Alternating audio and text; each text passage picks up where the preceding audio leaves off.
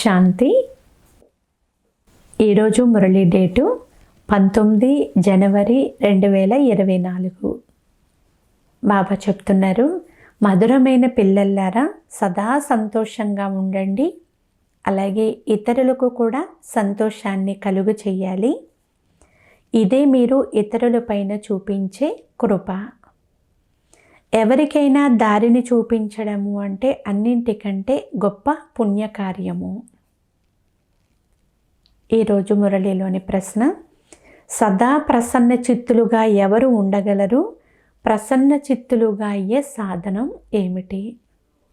సమాధానము, ఎవరైతే జ్ఞానంలో చాలా వివేకవంతులుగా ఉంటారో, ఎవరైతే డ్రామాను ఒక కథ వలె తెలుసుకొని స్మరణ చేస్తూ ఉంటారో వారే ప్రసన్న చిత్తులుగా ఉండగలుగుతారు.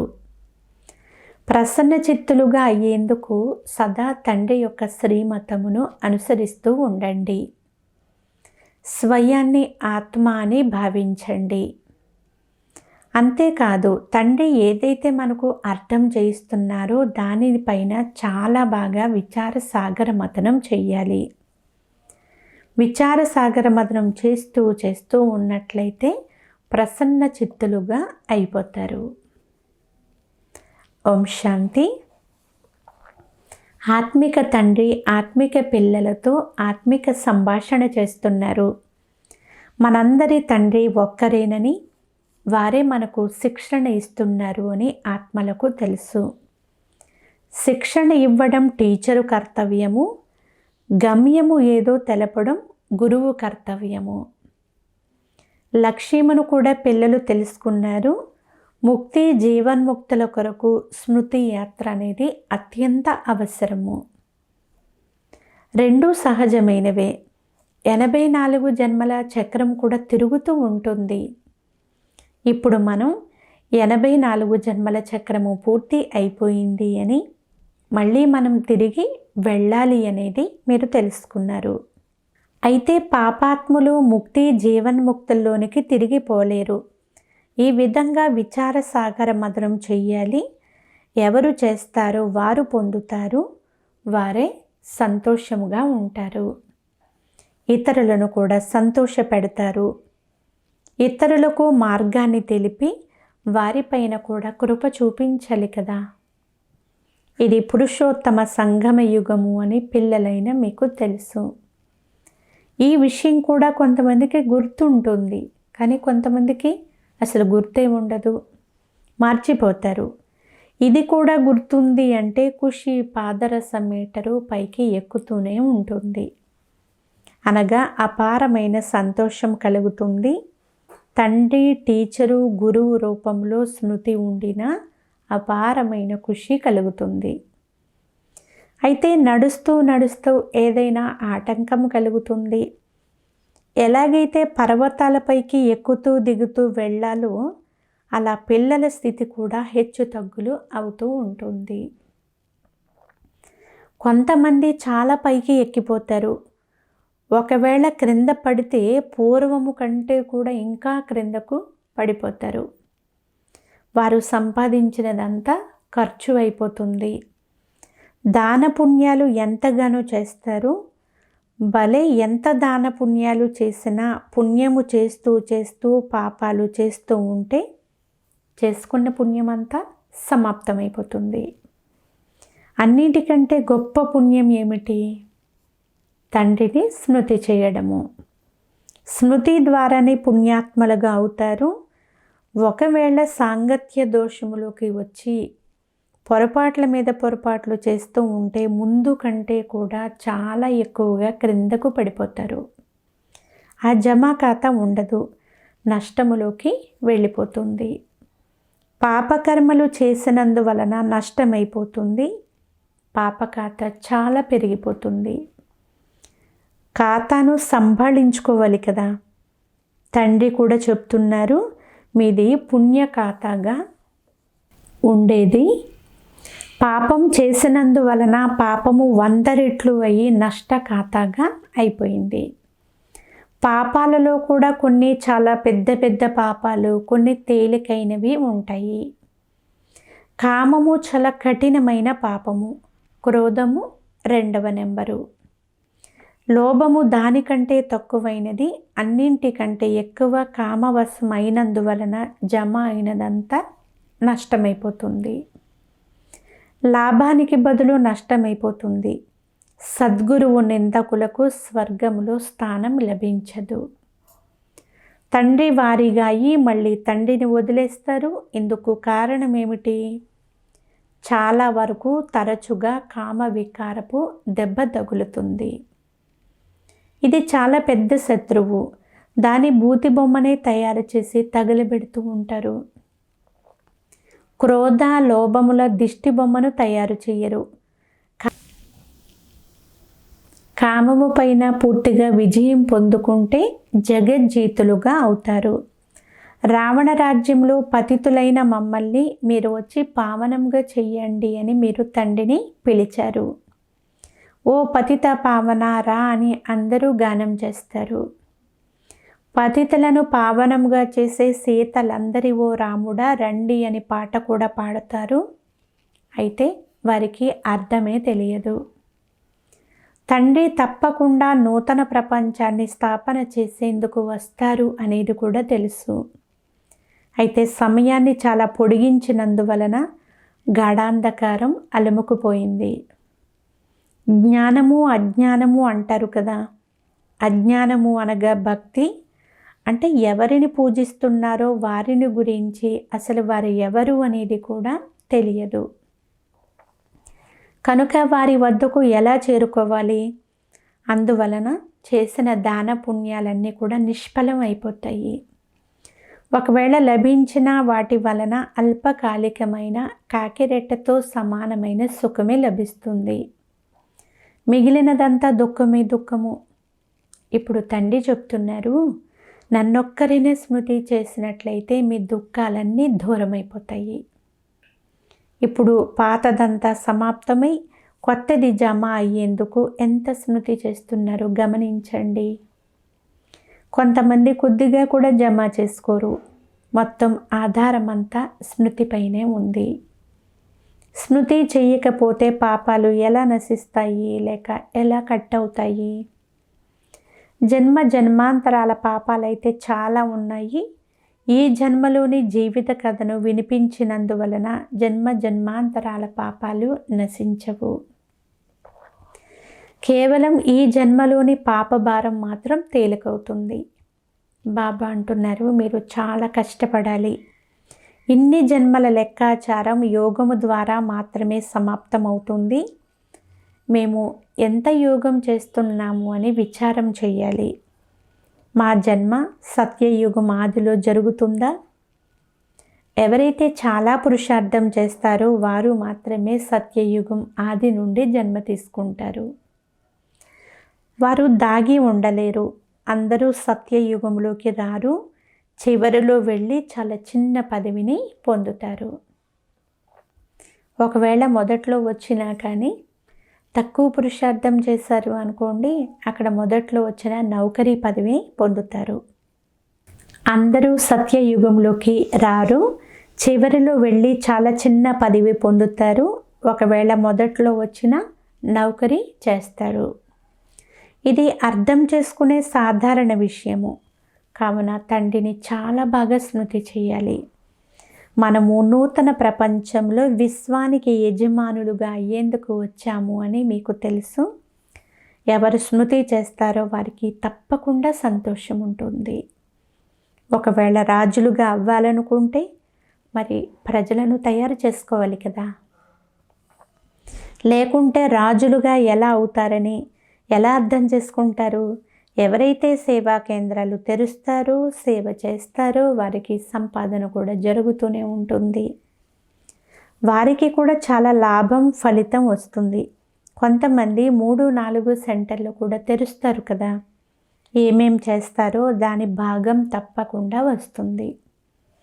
అందరూ కలిసి మాయ కలిగించే దుఃఖం అనే పైకప్పును ఎత్తివేసేందుకు పూనుకుంటే అందులో అందరూ కూడా వాళ్ళ వాళ్ళ భుజాలను ఇస్తారు, అంటే సహయోగం చేస్తారు. కావున అందరికీ ఫలితం లభిస్తుంది. ఎవరైతే చాలామందికి మార్గం తెలుపుతారో, ఎంత శ్రమ చేస్తారో అంత ఉన్నతమైన పదవిని పొందుతారు. వారు చాలా సంతోషంగా ఉంటారు. ఎంతమందికి దారి చూపించారో వారి హృదయానికి తెలుస్తుంది. ఎంతమందిని ఉద్ధరించారో కూడా వారికి తెలుసు. బాబా అంటున్నారు, ఈ మంచి పనులన్నీ చేసేందుకు సమయము ఇదే. తినేందుకు అన్నము, త్రాగేందుకు నీరు అందరికీ తప్పకుండా లభిస్తాయి. కొంతమంది ఏ పని చెయ్యరు. మమ్మ చాలా ఎక్కువగా సేవ చేశారు. సేవ ద్వారా ఆమెకు చాలా కళ్యాణం జరిగింది. ఇందులో కూడా సేవ చాలా చెయ్యాలి. యోగము కూడా సేవయే కదా. చాలా లోతైన ఆదేశాలు లభిస్తూ ఉంటాయి. ఇప్పుడు పోను పోను ఏవేవో కొత్త పాయింట్లు వెలువడతాయి. రోజు రోజుకు ఉన్నతి అవుతూ ఉంటుంది. కొత్త కొత్త పాయింట్లు వెలువడతాయి. ఎవరు సేవలో తత్పరులై ఉంటారో వారు వెంటనే ఆ నూతన పాయింట్లను క్యాచ్ చేస్తారు. ఎవరు సేవ చెయ్యరో వారి బుద్ధిలో కొంచెం కూడా కూర్చోదు. బిందు రూపాన్ని ఎలా అర్థం చేసుకోవాలి? ఆత్మ ఎంత పెద్దది అని ఎవరినైనా అడగండి. ఆత్మ యొక్క దేశ కాలాలు తెలపమంటే ఎప్పటికీ తెలపలేరు. మనుషులు పరమాత్మని నామ రూప దేశ కాలాల గురించి అడుగుతారు. మీరు ఆత్మను గురించిన వివరం అడిగినట్లయితే తికమక పడతారు. ఎందుకంటే ఈ విషయాలు ఎవరికీ తెలియవు. ఆత్మ ఇంత చిన్న బిందువని, అందులో మొత్తం పాత్ర అంతా నిండి ఉంది అనేది ఎవ్వరికీ తెలియదు. ఇక్కడ కూడా ఆత్మ పరమాత్మల గురించి తెలియని వారు చాలామంది ఉన్నారు.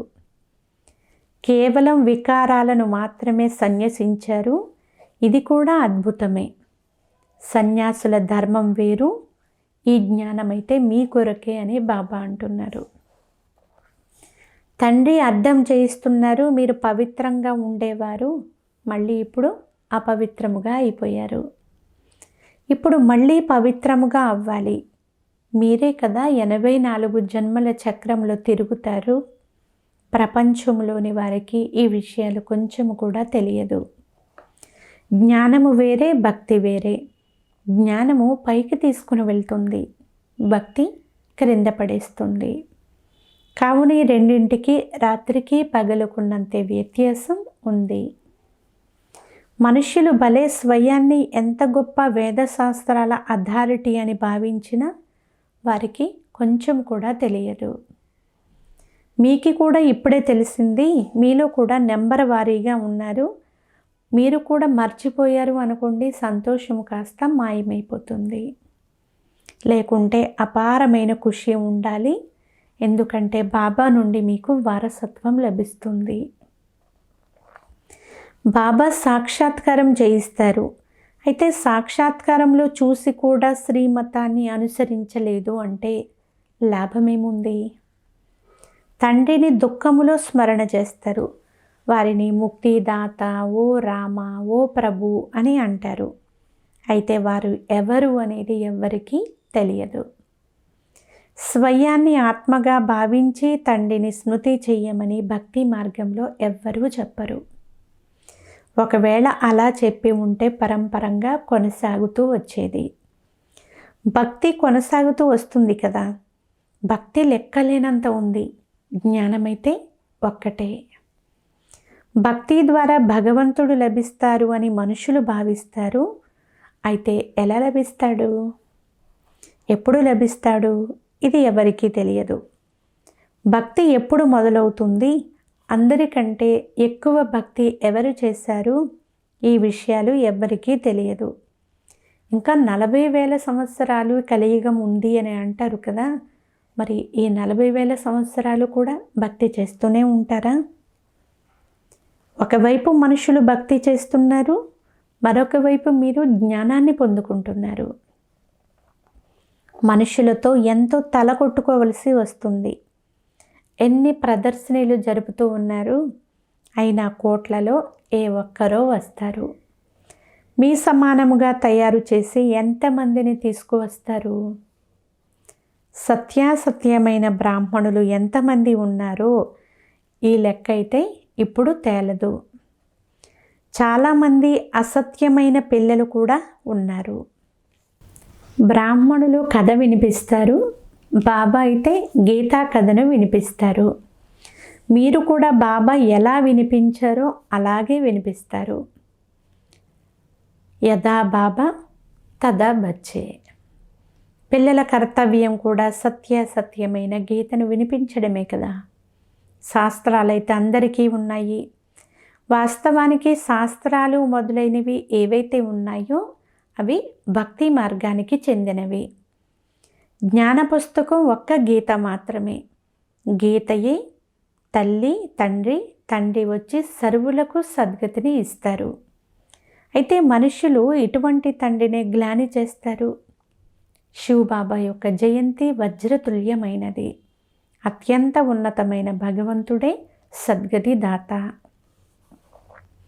వారికి తప్ప ఈ మహిమ ఇతరులకు ఎలా ఉంటుంది? దేవతలను మహిమ చేస్తారు, కానీ దేవతలుగా తయారు చేయువారు ఒక్క తండ్రి మాత్రమే. బాబా అంటున్నారు, ఇప్పుడు మన నిర్మాణం కూడా జరుగుతుంది, అలాగే వినాశనం కూడా జరుగుతుంది. కొంచెము కూడా అర్థం చేయించలేని వారు చాలామంది పిల్లలు ఉన్నారు. అటువంటి వారు స్థూలమైనటువంటి సేవ చెయ్యండి అని బాబా చెప్తున్నారు. మిలిటరీలో అందరూ పని చేయువారుగానే ఉంటారు. చదువుకున్న వారి ముందు చదువుకోని వారు బరువులు మొయ్యాల్సి ఉంటుంది అని అంటారు. మమ్మ బాబాలు ఏ విధంగా చేస్తున్నారో వారిని చూసి నేర్చుకోండి. అనన్యమైన పిల్లలు ఎవరో మీరు కూడా అర్థం చేసుకోగలరు. బాబాను అడిగితే ఫలానా వారిని అనుసరించమని పేరు కూడా చెప్తారు. ఎవరైతే సేవాదారులుగా లేరో వారు ఇతరులకు ఏమి నేర్పిస్తారు? ఇంకా వారు సమయాన్ని ఎక్కువగా వృధా చేస్తారు. బాబా అర్థం చేయిస్తున్నారు, మీరు స్వయాన్ని ఉన్నతి చేసుకోవాలి అంటే ఇక్కడ చేసుకోగలుగుతారు, అంటే మధువనంలో. మనము 84 జన్మలు ఎలా తీసుకున్నామో తెలుసుకోవడానికి చిత్రాలైతే ఉన్నాయి కదా. ఇవన్నీ అర్థం చేసుకుని మీరు ఉంటే ఇతరులకు అర్థం చేయించగలుగుతారు. ఎంత సహజము, ఇలా తయారు కావాలి. నిన్నటి వరకు వీరిని పూజిస్తూ ఉండేవారము, ఈరోజు అలా లేము. ఎందుకంటే జ్ఞానం లభించింది. ఈ విధంగా చాలామంది వచ్చి జ్ఞానం తీసుకుంటూ ఉంటారు. మీరు ఎన్ని సేవా కేంద్రాలను స్థాపన చేస్తూ ప్రజలను చుట్టుముడతారో అంత ఎక్కువ మంది వచ్చి అర్థం చేసుకోగలుగుతారు. ఈ విషయాలను విన్నందువలన వారికి సంతోషం అనే పాదరస మీటరు పైకి ఎక్కుతూ ఉంటుంది. నరుడి నుండి నారాయణుడుగా తయారు కావాలి. సత్యమైన సత్యనారాయణ కథ కూడా ఉంది. భక్తి ద్వారానే క్రిందకి దిగజారుతూ వచ్చారు. జ్ఞానము అంటే ఏమిటో వారికి తెలియదు. అనంతమైన తండ్రి వచ్చి మీకు యథార్థమును తెలియజేస్తున్నారు. బాబా చెప్తున్నారు, మొన్న మీకు రాజ్యం ఇచ్చాను, ఇప్పుడు ఆ రాజ్యము ఎక్కడికి పోయింది? ఇదంతా మీకు తెలుసు కదా, ఎందుకంటే ఇదంతా ఒక ఆట. తండ్రి ఒక్కరు మాత్రమే ఈ నాటక రహస్యాన్ని పూర్తిగా అర్థం చేయించగలుగుతారు. బాబా, మీరు డ్రామాలో బంధింపబడి ఉన్నారు. మీరు పతిత ప్రపంచంలో, పతిత శరీరంలో తప్పకుండా రావాల్సి ఉంటుంది. ఈశ్వరుణ్ణి చాలా మహిమ చేస్తారు. పిల్లలు అంటారు, మేము మిమ్మల్ని పిలిచినందువలన మాకు సేవ చేసేందుకు, అలాగే మమ్మల్ని మనుషుల నుండి దేవతలుగా చేసేందుకు, పతితుల నుండి పావనంగా చేసేందుకు రావలసి వచ్చింది. కల్పకల్పము మమ్మల్ని దేవతలుగా చేసి మీరు వెళ్ళిపోతారు. ఇదంతా ఒక కథ వలె ఉంది. వివేకవంతులైన వారికి ఇది కథ. పిల్లలైన మీరు ప్రసన్న చిత్తులుగా ఉండాలి. బాబా కూడా డ్రామానుసారముగా సేవకులుగా అయ్యారు. నా మతమును అనుసరించండి అని చెప్తున్నారు. స్వయాన్ని ఆత్మగా భావించండి. దేహాభిమానాన్ని వదిలేయండి. కొత్త ప్రపంచంలో అయితే మీకు కొత్త శరీరమే లభిస్తుంది. తండ్రి ఏదైతే తెలియచేస్తున్నారో దానిని మంచి రీతిగా లోపల మదనం చేయండి. ఇలా తయారయ్యేందుకు మేము బాబా వద్దకు వచ్చాము అని బుద్ధి అయితే చెప్తూనే ఉంటుంది కదా. లక్ష్యము కూడా మీ ముందు నిలబడి ఉంది. భగవాను వాచ, వారు భగవంతుని మనుషులని భావిస్తారా లేక నిరాకారులు అని అంటారా? ఆత్మలైన మీరందరూ నిరాకారులే. శరీరం తీసుకుని పాత్ర చేస్తారు, బాబా కూడా పాత్ర చేస్తారు. ఎవరైతే మంచి రీతిగా సేవ చేస్తారో వారికి మేము మాలలోని మణులుగా అవుతాము అనేది పూర్తిగా నిశ్చయం ఉంటుంది. నరుడి నుండి నారాయణుడుగా అవ్వాలి. ఫెయిల్ అయితే ఆటోమేటిక్గా సీతారాములుగా అయిపోతారు. భగవంతుడే స్వయంగా చదివిస్తూ ఉంటే మరి చాలా బాగా చదవాలి కదా. అయితే మాయ చాలా వ్యతిరేకిస్తుంది, తుఫానులను కూడా సృష్టిస్తూనే ఉంటుంది అని బాబా అంటున్నారు. అచ్చా, మధురాతి మధురమైన అపురూపమైన పిల్లలకు మాతాపిత బాప్దాదాల ప్రియ స్మృతులు మరియు గుడ్ మార్నింగ్. ఆత్మిక పిల్లలకు ఆత్మిక తండ్రి నమస్తే. ఆత్మీయ తండ్రికి ఆత్మీయ పిల్లల యొక్క ప్రియ స్మృతులు, గుడ్ మార్నింగ్ మరియు నమస్తే నమస్తే నమస్తే. ధారణ కొరకు ముఖ్య సారము. ఫస్ట్ పాయింట్, మీరు జ్ఞానాన్ని విచార సాగర మదనం చేసి చాలా సంతోషాన్ని అనుభవం చేయాలి. అలాగే ఇతరులకు కూడా దారిని తెలియచేసి కృప చూపించాలి. సాంగత్య దోషంలోనికి వచ్చి ఎలాంటి వికర్మలు కూడా చెయ్యకూడదు. సెకండ్ పాయింట్, మాయ కలుగు చేసే దుఃఖముల పైకప్పును తొలగించి వేసేందుకు అందరూ కలిసి సహయోగం ఇవ్వాలి. సేవా కేంద్రాలను తెరిచి అనేక మంది కళ్యాణానికి మీరు నిమిత్తముగా అవ్వాలి. ఈరోజు వరదానము, మీ మాటల విలువను అర్థం చేసుకుని వాటిని పొదుపు చేసే మహాన్ ఆత్మా భవ. సారాంశము, మహాత్మల మాటలకు సత్యవచన్ మహారాజ్ అని అంటారు. అలా మీ మాటలు సదా సత్యవచనాలు అనగా ఏదో ఒక ప్రాప్తిని చేయించే విధంగా మీ మాటలు ఉండాలి. బ్రాహ్మణుల నోటి ద్వారా ఎప్పుడూ కూడా ఎవరిని శపించేటటువంటి మాటలు రాకూడదు. అందువలన యుక్తియుక్తంగా పనికి వచ్చే మాటలు మాత్రమే మాట్లాడండి. మొదట మాటల యొక్క విలువను అర్థం చేసుకోండి. శుభకరమైన మాటలు, సుఖమునిచ్చే మాటలు మాత్రమే మాట్లాడండి. తమాషా మాటలు, ఎగతాళి చేసే మాటలను మాట్లాడకండి. మాటలను పొదుపు చేయండి, అప్పుడు మహాన్ ఆత్మలుగా అయిపోతారు. స్లోగన్, శ్రీమతం అనే చేయి సదా జతలో ఉంటే మొత్తం యుగమంతా చేతిలో చేయి వేసి నడుస్తూనే ఉంటారు. అవ్యక్త సైలెన్స్ ద్వారా డబల్ లైట్ ఫరిస్తా స్థితిని అనుభవం చేయండి.